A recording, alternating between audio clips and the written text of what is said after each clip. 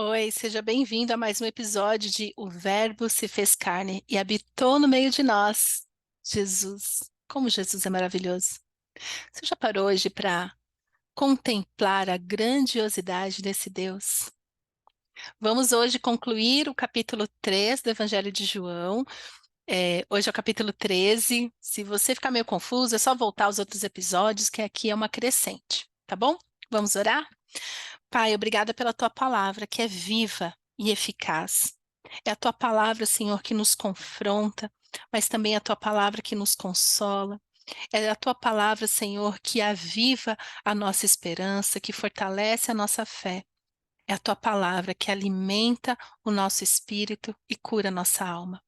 Obrigada, Senhor, por toda a verdade que nós lemos e somos libertos. Ministra, Senhor, aos nossos corações hoje, que possamos aprender mais de Ti para andar nos Teus justos caminhos. É o que eu te peço, Pai, em nome de Jesus. Amém. Amém? E aí, como está a sua vida com Deus?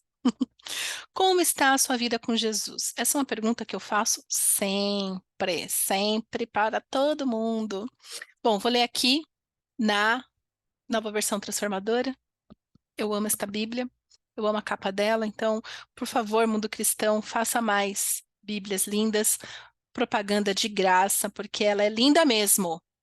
Ela é linda, né? Pode babar na minha Bíblia. Tem a sua. Capítulo 3, versos de 31 a 36, do Evangelho de João. João é um evangelho que ele é um tanto diferente dos outros evangelhos. Os outros evangelhos, eles focaram assim muito no que Jesus estava fazendo, assim, né, particularmente, tal. Mas João, ele fala muito, fala mais assim sobre a essência de Jesus. Ele traz mais as palavras de Jesus, né? É conhecido como o Evangelho do Amor, mas eu amo falar sobre o Evangelho de João. Mas é importante você ler sempre a sua Bíblia toda, tá? Não só pedacinhos. Bíblia toda. Vamos lá. Capítulo 3, versos de 31 a 36 diz: Aquele que veio do alto é superior a todos. Nós somos da terra e falamos das coisas terrenas, mas ele veio do céu e é superior a todos. Ele dá testemunho daquilo que viu e ouviu. Mas como são poucos os que creem no que ele diz. Todo aquele que aceita seu testemunho confirma que Deus é verdadeiro. Pois ele foi enviado por Deus e fala as palavras de Deus, porque Deus lhe dá sem limites o Espírito. O Espírito aqui está em letra maiúscula, ou seja, o Espírito Santo. O Pai ama o Filho e pôs tudo em suas mãos. Quem crê no Filho de Deus tem a vida eterna. Quem não obedece ao Filho não tem a vida eterna, mas a ira de Deus permanece sobre ele. Amém. Amém e amém. Bom, primeiro, né? Jesus é o Verbo que se fez carne. Então, logo no primeiro episódio, nós falamos sobre Jesus que estava lá em Gênesis. Jesus está presente na Bíblia desde antes de Gênesis 1. Por quê? Porque a palavra de Deus nos mostra que Jesus é Deus. Ele estava com Deus, ele era Deus, ou seja, Jesus é Deus. Para você entender essa grandiosidade de Deus, você precisa ler a sua Bíblia toda, todinha, todinha. Tem algumas coisas difíceis de ler na Bíblia, mas é porque a gente tem hoje em dia um evangelho muito hollywoodiano, muito romantizado, muito, muito romantizado. E a Bíblia é linda, mas ela também mostra toda a podridão que o pecado trouxe para o ser humano. Mostra toda a maldade. A Bíblia não nega, não. de mostrar, ó, fulano, tal. Tanto que tem umas pessoas que elas têm problema com Davi, né? Aliás, a maioria das pessoas, dos crentes que eu conheço, tem problema com Davi. Ai, Davi é chamado segundo o homem, segundo o coração de Deus, mas ai, eu não acredito, não creio, não consigo acreditar como que ele é. Olha o que ele fez, né? Ou seja, as pessoas querem saber mais de Deus. É Deus que chama meu servo, meu filho Davi. Inclusive, né, eu fico falando que não pode comparar as pessoas. Não, Deus não compara, mas ele fala assim, ó, fulano não fez como o meu filho Davi, né? Então Davi é sim uma referência do temor do Senhor. Quando você lê a sua Bíblia toda, onde Deus mostra toda a sua majestade, a sua soberania, é, eu estou para descobrir não, eu estou assim, tendo a convicção de que uma pessoa que está em crise de fé, ela só precisa ler Êxodo. Êxodo. Que livro maravilhoso. Eu amo o Pentateuco.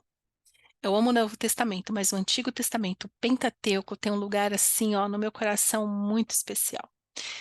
E Êxodo e Deuteronômio tá ali, né? Na disputa do primeiro lugar. Não, ninguém ganha. Ah. Então, quando você lê a sua Bíblia toda, que você começa a ver Deus, como Deus se revela, como Deus cuida, todos os sinais e maravilhas que Deus faz, né? Desde o povo ali, né? Falando de Êxodo, tirar o povo do Egito, o Senhor fez grandes sinais, sinais e maravilhas. O povo passou pelo mar, no meio do mar, a pé seco. Eu não faço ideia o que seria isso. Fez duas barreiras de água, assim, ó, um anjo ia à frente, mas depois o anjo voltou, fez uma barreira para confundir o exército de Faraó. Ai, gente, eu leio com emoção a minha Bíblia, eu leio com emoção. Aí, quando o povo passa, que chega, eles estão seguros, o mar se fecha, aí derrota todos os seus inimigos. Inclusive, Êxodo é um excelente livro para você entender Novo Nascimento, porque é isso que Deus faz. Este é o milagre. Então, Deus vai revelando o seu milagre, esse Deus dos impossíveis, esse Deus que faz nova todas as coisas, o Deus vivo. E a crescente no Antigo Testamento é justamente essa. Tantos profetas, tantos homens de Deus se referiam a Deus, falavam, o Senhor é o Deus vivo, como as nações tinham o medo de Deus, porque sabia que ele era o Deus vivo. Porque os ídolos é tudo morto, né? Tudo pedaço de pedra, é tudo, enfim, né? Não posso muito afim isso, mas o ídolo, quem dá vida para o ídolo é o demônio, porque é idolatria, né? Aí, que é um derrotado, né? O demônio começa por aí, o demônio é um derrotado. Então, Jesus é filho deste Deus. Jesus é Deus, né? Então, Deus Pai e Deus Filho. Então, tem uma hierarquia, certo? Certo, crente.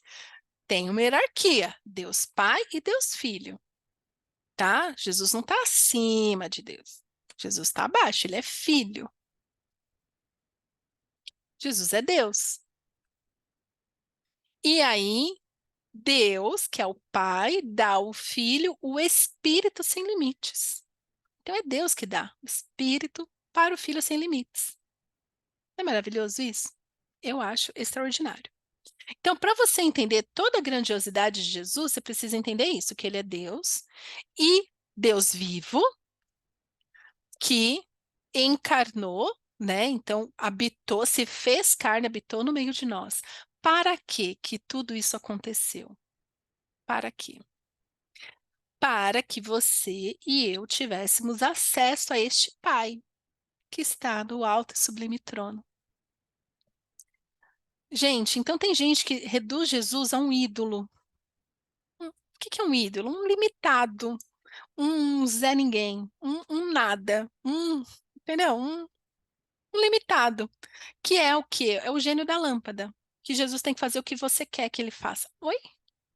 Desde quando, Jesus? Não, Jesus veio para ser Senhor da sua vida. Jesus veio para reinar. Ele veio como cordeiro para, na cruz, ser o sacrifício perfeito para o perdão dos nossos pecados, para nos salvar, para que possamos ter acesso agora a toda esta grandiosidade de Deus, assim como alguns no Antigo Testamento tinham.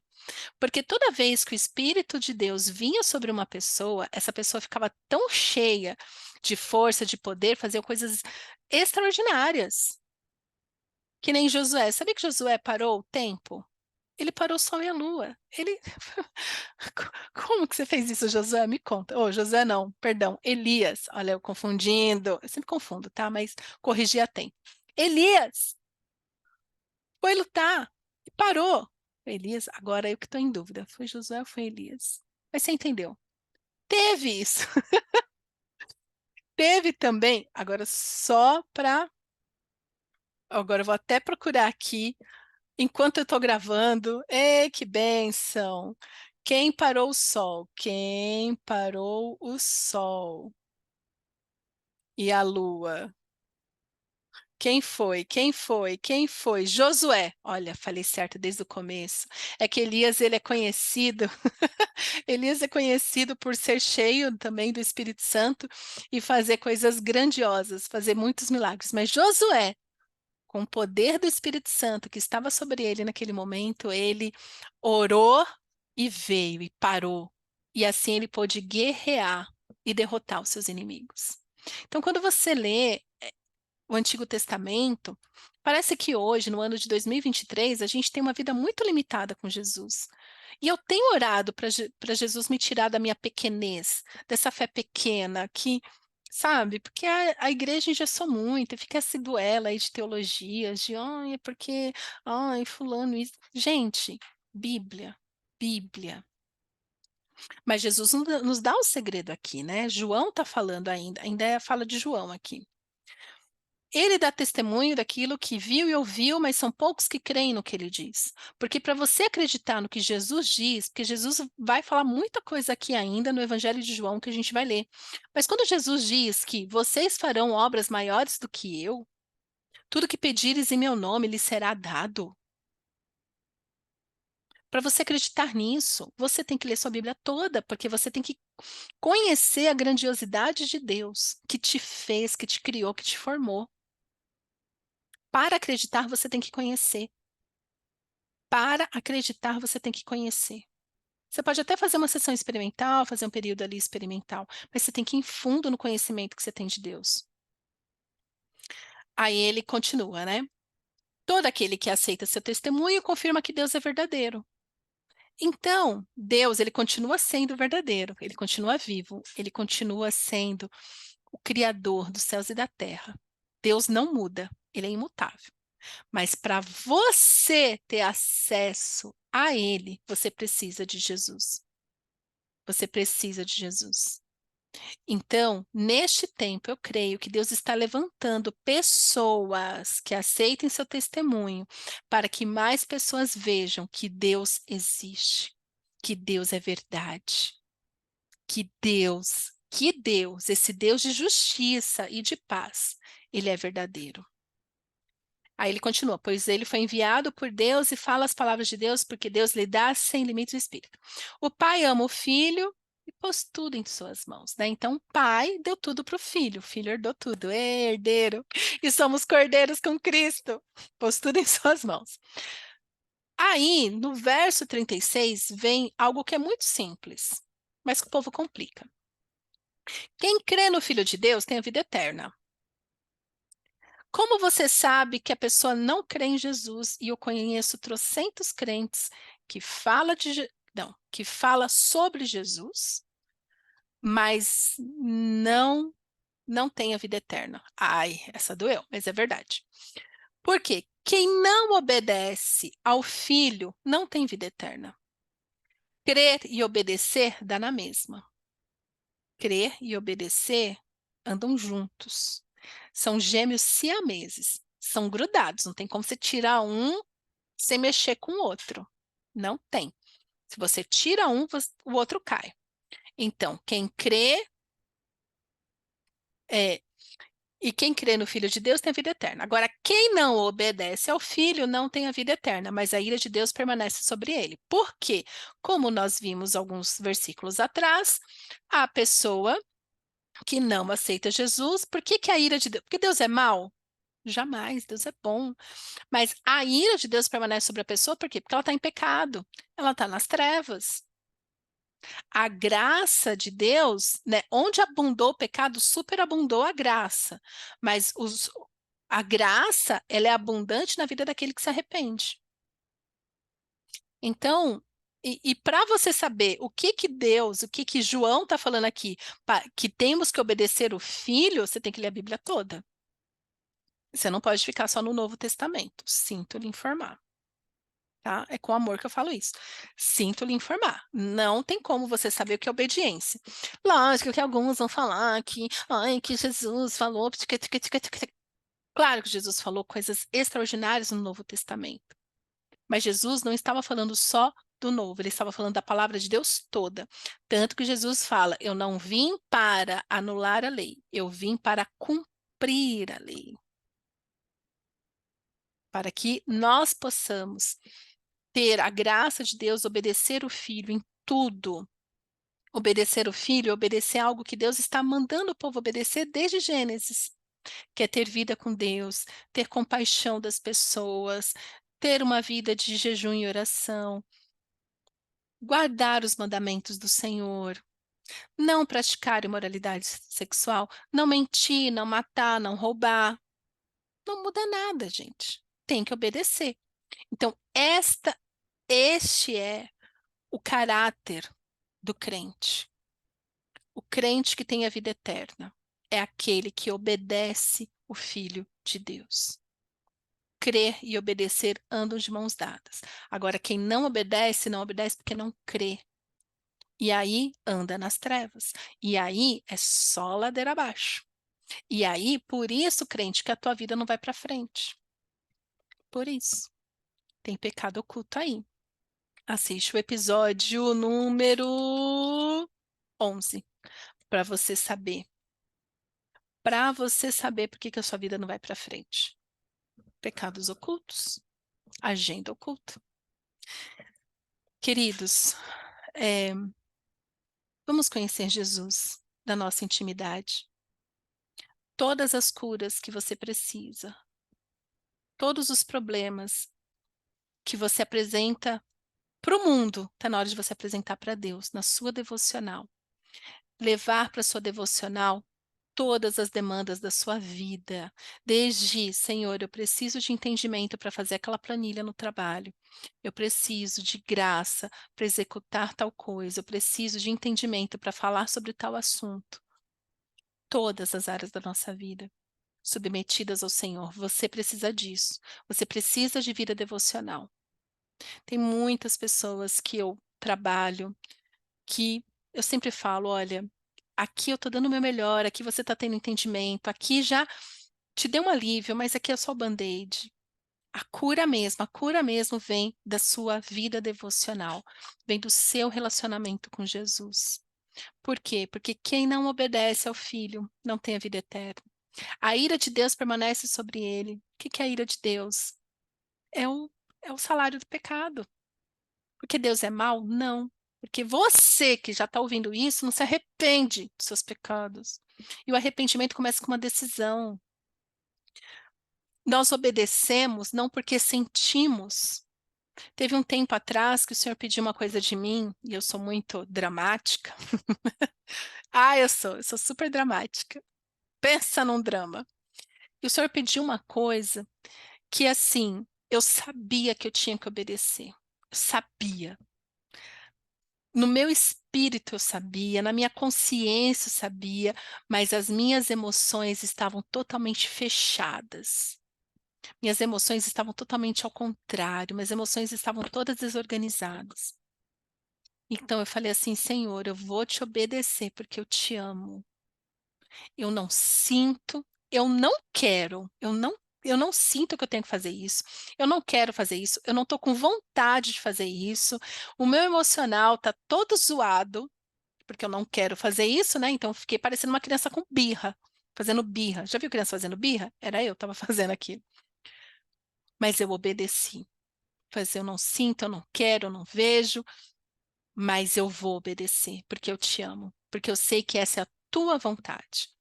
Então, quando Jesus nos ensina a orar de Pai, para fazermos a tua vontade, né? Que a sua vontade seja feita, assim na terra como no céu, a vontade de Deus está acima das nossas emoções. A vontade de Deus está acima das nossas limitações intelectuais, das nossas limitações emocionais. E essa convicção, essa força que você tem para obedecer, independente do que você sente, só vem da sua vida devocional, do seu relacionamento com Jesus. Esses dias eu ouvi foi no podcast do Douglas Gonçalves, ele estava conversando com um judeu, esqueci o nome do judeu, mas procura lá, né? Judeu se converte, acho que é esse o título do vídeo. E esse judeu fala uma coisa muito interessante, é um judeu messiânico, né? Então ele crê em Jesus. E ele fala uma coisa muito interessante, que ele fala que na tradição judaica, obedecer é obedecer, ponto. Por isso que a gente vê Daniel e os seus amigos, né, os amigos de Daniel, Sadraque, Mesaque e Abednego, quando eles são lançados na fornalha, eles falam assim: se quer me jogar na fornalha, pode jogar. Eu sei que eu não pequei. Se Deus quiser, ele me livra. Mas se Deus não quiser, tá tudo bem também, eu vou para a fornalha. Eu vou obedecer. Eu vou obedecer ao meu Senhor. Eu acho isso tão extraordinário. Eu acho que estamos precisando de mais pessoas com essa atitude. Eu vou obedecer.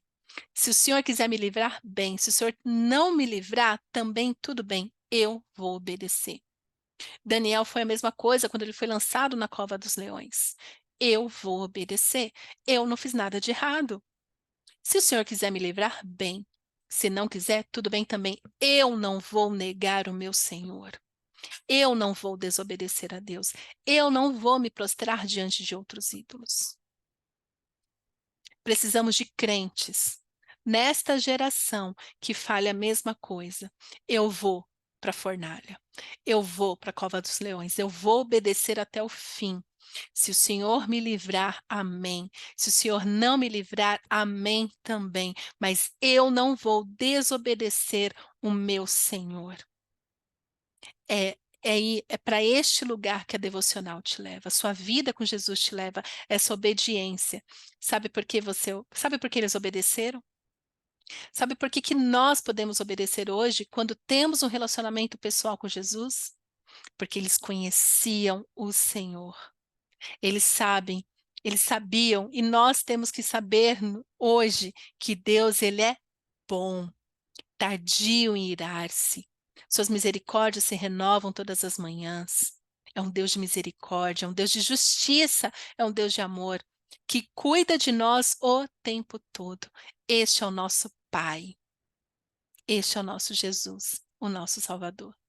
Está na hora de você parar de dar desculpinhas, parar de ter essa vida mais ou menos que você tem. Essa vida mais ou menos, de ai, eu poderia estar melhor, mas não tô. Ai, esse que. Chegou a hora de você parar de ter uma vida mais ou menos e começar a ter uma vida completa em Jesus. E isso começa na sua devocional, que lá você vai entender que você precisa obedecer e só obedece quem conhece. Só obedece quem crê. É a fé. É a fé. Está na hora de você ir um pouco mais profundo na sua fé, na sua vida com Deus. Amém? Amém. Te vejo no próximo episódio. Um beijo e até a próxima.